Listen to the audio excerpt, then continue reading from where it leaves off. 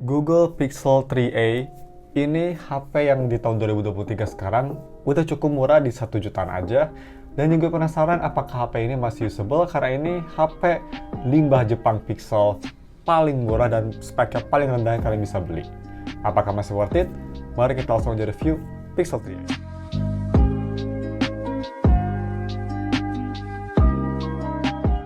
Halo guys, nama gue Stav dari StevTech dan mari kita langsung aja review si Google Pixel 3a.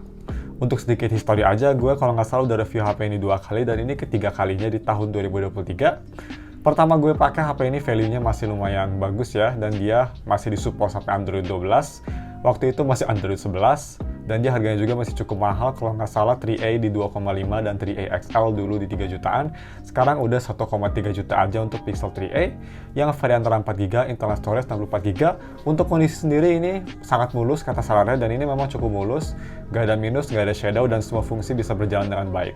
Sedikit yang agak udah tua dari baterainya, memang udah agak sedikit lebih boros, tapi itu wajar karena umurnya. Oke, seperti biasa kalau misalnya kalian mau beli HP ini, gue bakal taruh semuanya link di deskripsi, dan juga kalau misalnya kalian ingin wallpaper yang ada di HP ini, gue udah taruh link wallpapernya juga ada di deskripsi.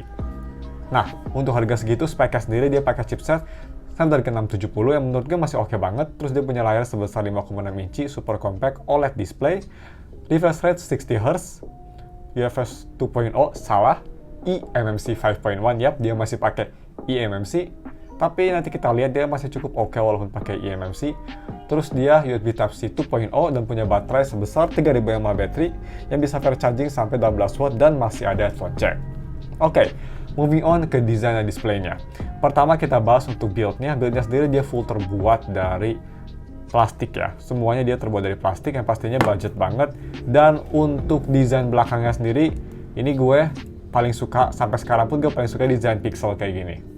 Gak tau kenapa ini khas banget dan kelihatan timeless aja menurut gue. Dual tone-nya dari matte di bawah dan glossy di atas, kerasa bagus aja. Kerasa banget ini screaming Pixel. Gue suka desain belakangnya, even sekarang pun masih kelihatan modern menurut gue. Tapi memang yang udah kelihatan tua banget dari layar depannya, bisa kita lihat ini layar depannya memang sangat-sangat tua ya. Bezel atas bawah besar banget, ngingetin gue sama Xiaomi A1 ya, Mi A1 atau Xiaomi bukan Xiaomi, Zenfone Max Pro M1 kayak gitu-gitu. Bezelnya tebal banget atas bawah, kelihatan kayak HP zaman dulu ya. Tapi sih cukup oke karena dia kualitas layarnya juga masih cukup bagus. Ini layarnya OLED dan dia kualitasnya khas Google Pixel A series ya. Dia punya warna yang hangat atau warm, arah kekuningan. Tapi overall dia cukup vibrant, enak dilihat di mata, bersih, dan view angle-nya cukup bagus.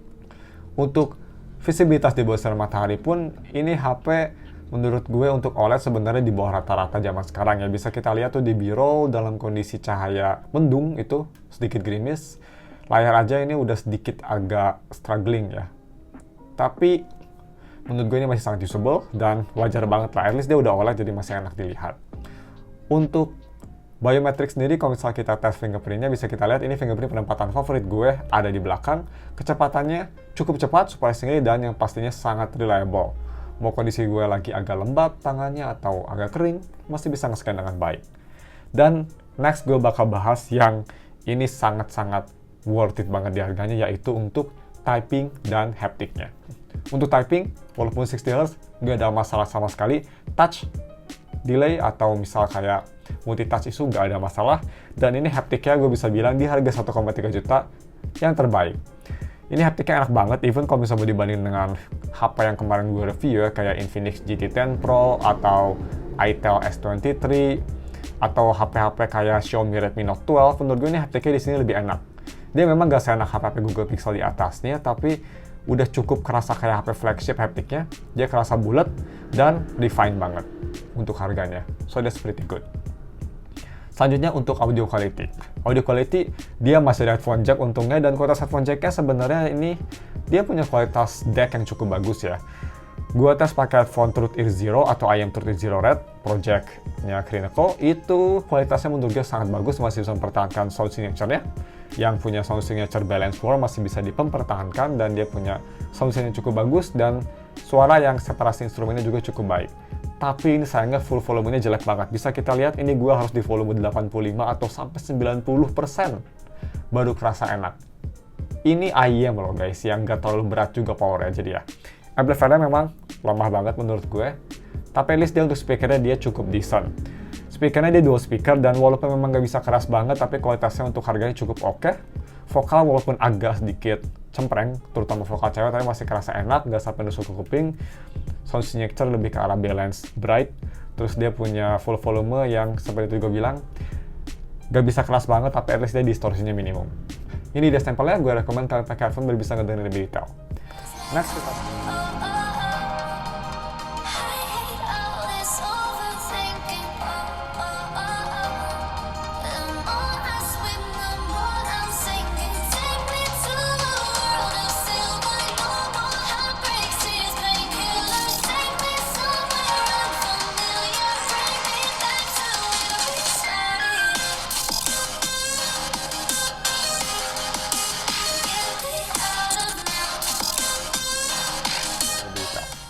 Next kita bahas dari kameranya. Ini kameranya sebenarnya kamera yang Google Pixel atau Google pakai sampai Pixel 6a ya. Dia itu kamera belakangnya 12 megapiksel, udah ada optical stabilization, dan untuk kamera depan ini 8 megapiksel. Kamera depan bisa nge-record sampai 1080p 30fps, kamera belakang bisa nge-record sampai 4K 30. Jadi resolusinya masih ada bau-bau flagshipnya. Nah, kualitas kamera belakang ini memang walaupun dia sensornya sama persis kayak di Pixel 6a, tapi ini yang pastinya pakai chipset yang lebih rendah, jadi processingnya kerasa kurang bagus. Bisa kita lihat, gambar masih oke ya, dia masih khas Google banget dengan high contrast, terus highlightnya masih oke, dynamic range-nya cukup bagus, dan dia overall clean fotonya. Tapi memang kalau misalnya dibandingin sama 6a, bisa kita lihat, ini sedikit foto aja, memang 6a lebih bagus ya. Apalagi kalau dengan Pixel 7. Tapi overall, fotonya menurut gue ini di harganya masih yang terbaik. Sama juga dengan foto selfie-nya. Ini foto selfie-nya memang Google nggak pernah bagus ya, nggak pernah kayak bagus banget kayak HP Cina, tapi ini cukup oke. Kalau asalkan kalian ke foto di belakang cahaya, itu bakal gelap muka kalian. Next, mari kita langsung aja bahas untuk video recordingnya. Kita bakal nge-record di 4K 30 aja kamera belakang, ini dia sampelnya, check it out. Oke guys, ini dia video recording pakai resolusi 4K 30. Kalau ingin lebih detail, kalian bisa lihat di video tahun kemarin, tapi ini hanya basic aja ya. Video masih oke menurut gue. Diarinya cukup bagus asalkan ada pencahayaan yang cukup. Kalau kurang pencahayaan memang jadi banyak noise. Khas Google Pixel. Fokus lumayan cepet.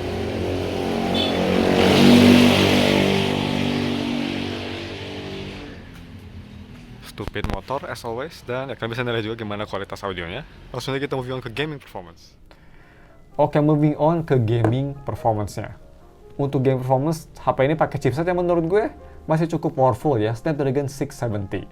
Ini masih oke banget untuk series 600, dan bisa kita lihat kalau untuk main game berat sekalipun ke HSR, ini masih bisa sih sebenarnya. Tapi memang bukan yang terbaik ya. Tapi let's say download dan loadingnya nggak terlalu lama, nggak kayak di itel S23 Plus.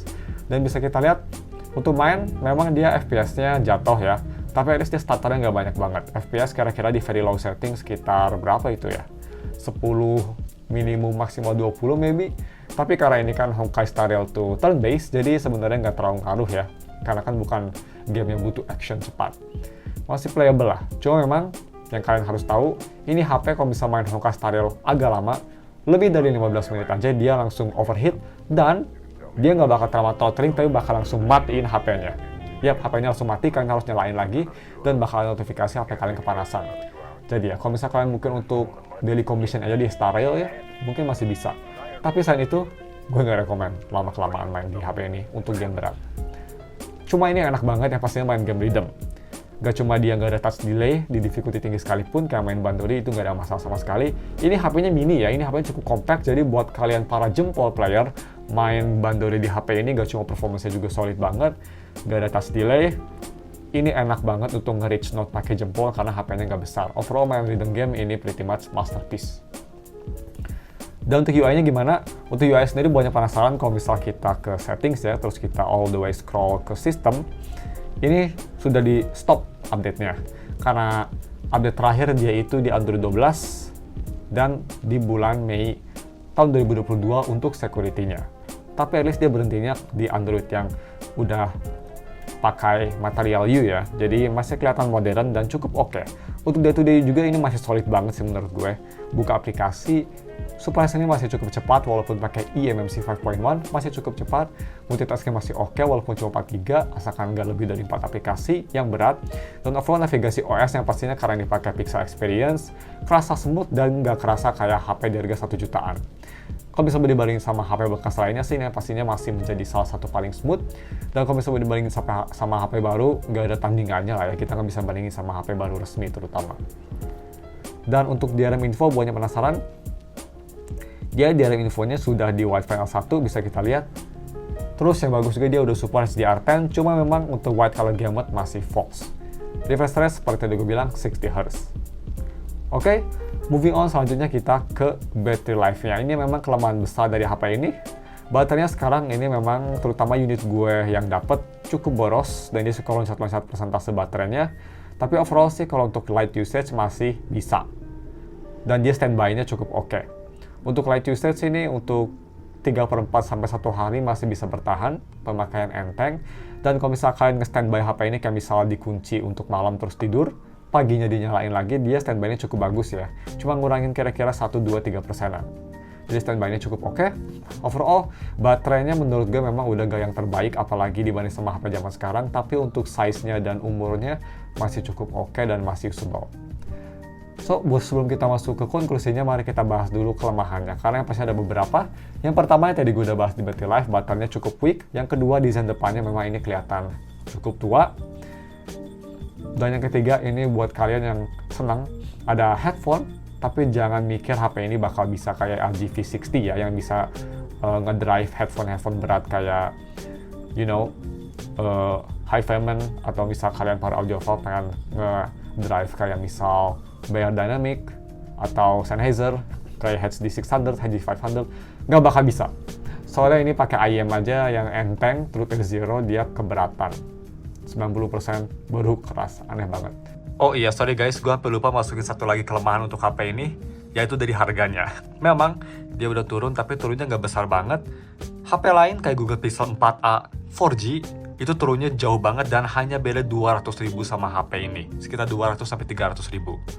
Jadi kalian harus mikir juga kalau mau beli HP ini. Menurut gue sih, 4a 4G, kalau misalnya kalian mau nambah 300.000, jauh lebih worth it. Tapi kalau misalnya kalian suka form factor Pixel 3a, atau gak tau kenapa kalian lebih pilih desain jadul daripada 4a 4G, menurut gue sih Pixel 3a masih oke. Tapi ya, untuk HP sendiri memang dia masih usable, masih cukup oke. Tapi kalau misalnya dilihat harganya sih, mendingan nambah dikit ya. Jadi ya, kita balik lagi ke videonya untuk penutupannya. Tapi asalnya itu sih, menurut gue konklusinya, HP ini cukup solid guys di harganya. 1,3 juta, kalian dapetin kamera yang masih kualitasnya menurut gue masih bagus banget, experience yang masih smooth, enak banget, lag free pretty much karena Pixel Experience. HP yang compact buat kalian para pecinta HP compact, ini di harga 1 jutaan, salah satu HP paling compact ya, enak banget. Dan dia juga ini untuk IMEI, dia pakai IMEI Rewrite yang gak serawan IMEI 1 bulan main blok. Masih cukup rawan ya, bukan berarti ini IMEI Rewrite bakal setahun, enggak, belum tentu. Bisa juga 1 bulan, tapi bisa dibilang gacanya tuh, rate gacanya tuh ini lebih kecil chance-nya daripada yang IMEI 1 bulan. Cuma memang kelemahannya juga kalau misal kalian mau pakai HP ini untuk HP utama, yang pastinya gue nggak rekomend, dan sebenarnya nggak bisa sih, karena kan HP utama tuh ada mobile banking biasanya. Ini kan IMEI Rewrite, jadi mobile banking biasanya dia nggak bekerja, jadi sih keep in mind aja. Tapi ya, cuma segitu aja videonya. Jangan lupa dan subscribe kalau misalnya kalian mau nge-review gue HP apa lagi, bisa komen di bawah. Thanks for watching, kita ketemu lagi minggu depan untuk HP review lainnya.